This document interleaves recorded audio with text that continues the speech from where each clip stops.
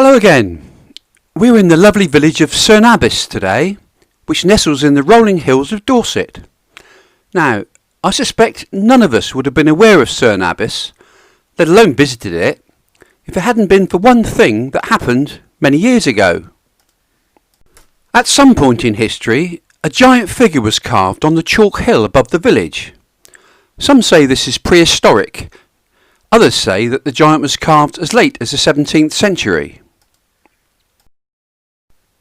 It's thought to be a fertility symbol, and you don't need to look very closely to see why. He's a very healthy looking man, to say the least. He's 55 metres high and 51 metres wide. He didn't look quite as impressive when we visited. I think they need to get the sheep in to trim the grass. From time to time, the giant is restored to his original gleaming whiteness. Here we see his manhood being renovated. Brings tears to my eyes, and those are not tears of joy. The giant is now looked after by the National Trust. We'll walk through part of the village of Cerne Abbas, and then along the river and up the hill to the site of the giant.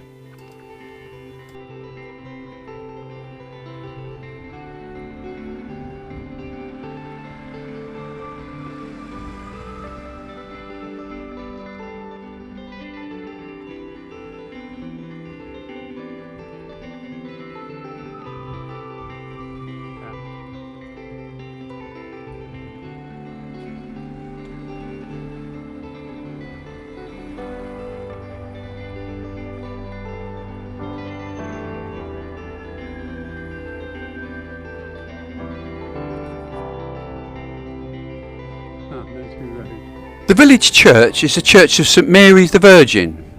The first vicar was inducted here in 1317. Inside the church, two memorial brass tablets in the floor of the nave, dated 1612 and 1626, refer to the Notley family. The Notleys were early settlers in America and owned land which they called Cerne Abbey Manor in Washington. Believe it or not, this is now the site of Capitol Hill. It's a small world. I hope they got a good price for the land when they sold it. Opposite the church, partially hidden by this scaffolding, is the Pitchmarket. This 16th century building was originally where the farmers displayed their corn sacks on market day. It's now a private residence and a Grade 1 listed building. The houses on the left, like the Pitchmarket, were built in the 16th century, which makes them the best part of 500 years old. I wonder if they had damp courses in those days. Answer, no they didn't.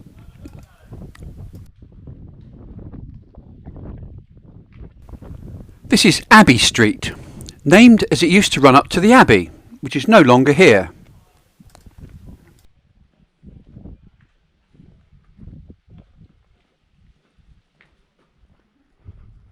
There's a party of hippies up ahead. One's got a spade. I wonder where they're going. I can imagine the headlines in tomorrow's local paper. Cerne Abbas Giant dug up by hippies. Actually, I think that would make the national news. I'll report back if it happens.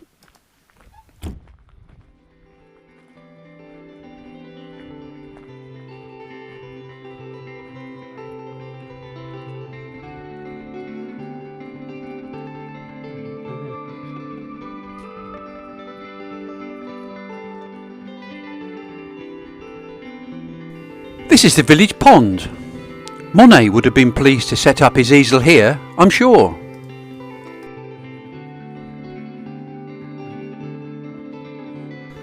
Ahead of us now is Abbey House, which incorporates part of the old south gate of the Abbey.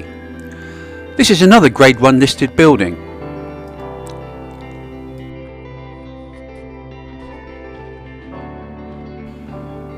We'll go through this back alley and find our way to the river.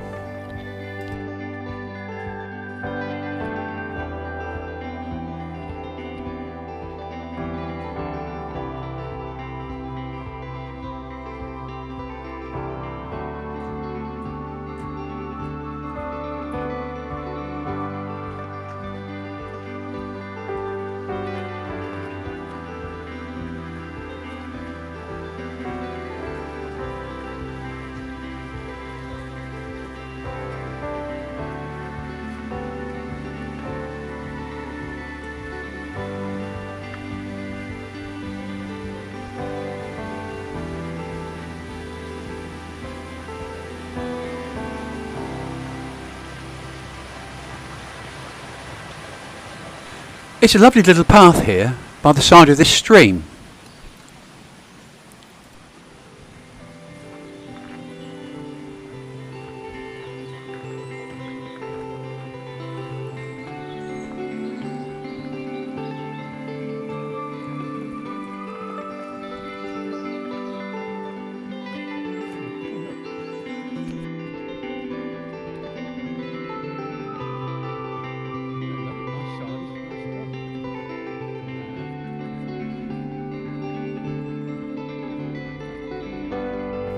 We're coming up to the river now.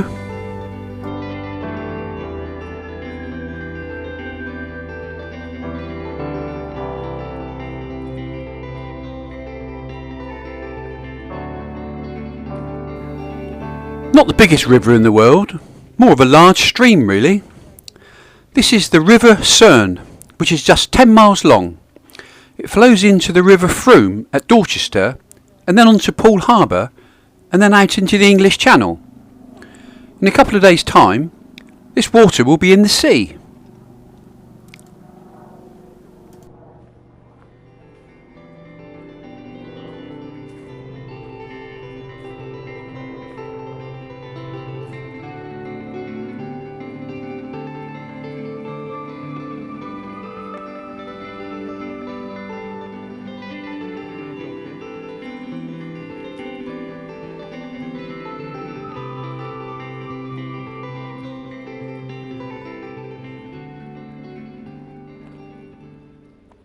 Edith has seen the dog up ahead.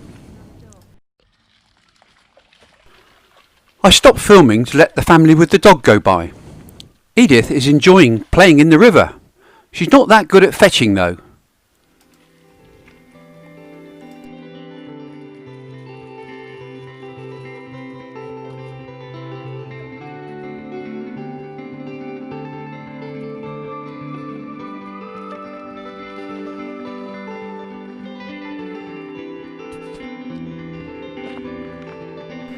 This lane leads us up to the site of the Giant.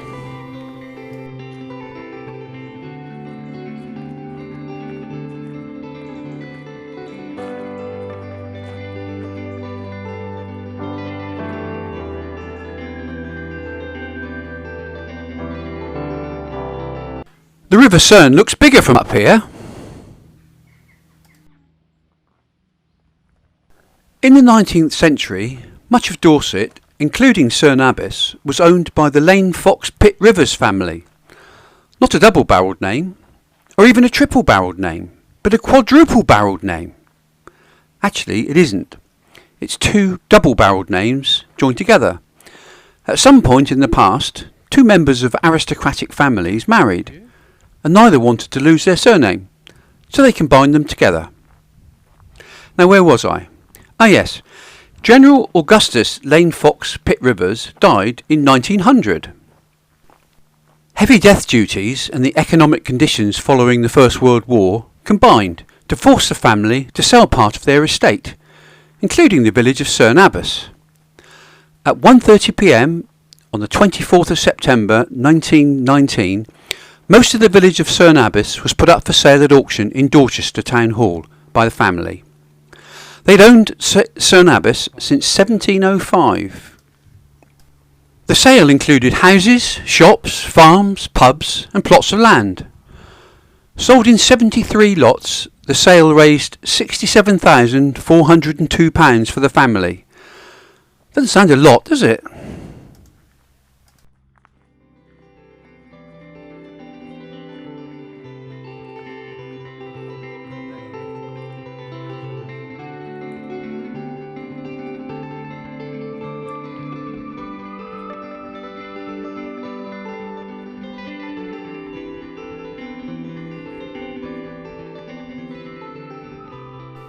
If you look up onto the hill, you can just make out the outline of the Giant. We're getting closer.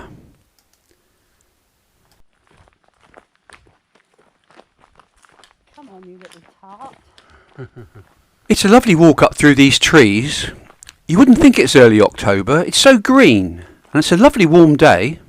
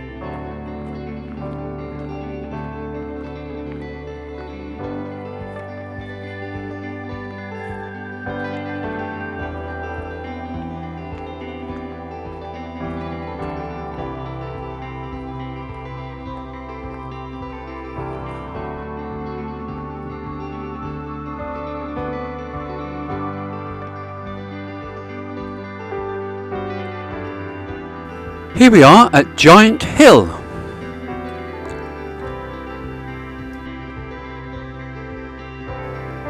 These steps lead us up to the site.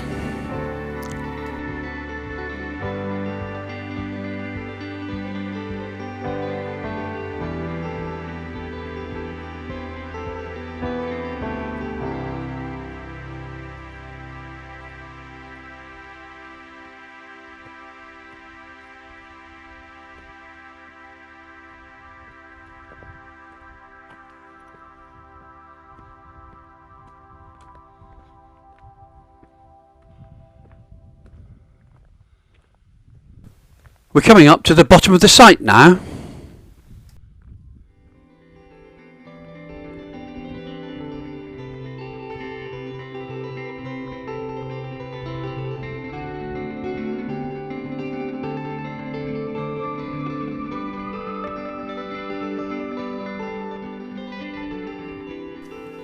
What can we see? Not a lot really. We can't go beyond this fence. We're so close to it that we can't make out the outline of the giant from this angle. That's why there's a viewing point across the valley.